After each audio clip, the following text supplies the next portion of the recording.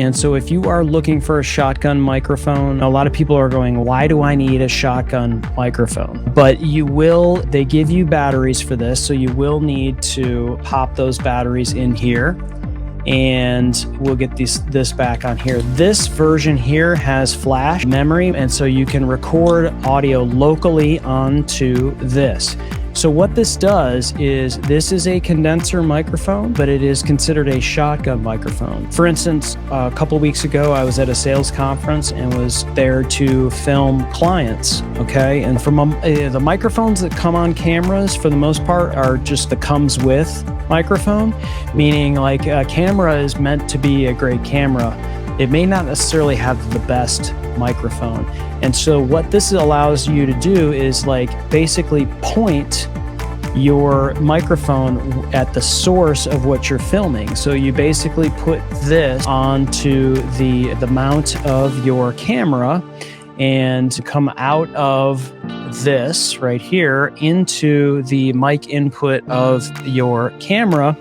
And it also does have a headphone output, which I thought was interesting as well. So if you wanted to monitor what's being heard, you can come out of that, which is a nice little touch there. And so this allows you to go, okay, boom, I'm going to focus on exactly what is being said from my source, or in the case of a band or whatever, it's going to focus on that. In my case, I've got a client that uses this it's two gentlemen that are sitting at a table in a somewhat noisy retail atmosphere for a podcast. So we shoot this shotgun right in between them. So as they speak across this direction, this microphone picks them up, and the noise that's happening outside in the retail environment does not feed into the microphone. And so when the live streaming is happening, you're not hearing like a ton of noise. You hear a little commotion here and there, but that's the idea, is you want to hear a little of that, but you don't want it to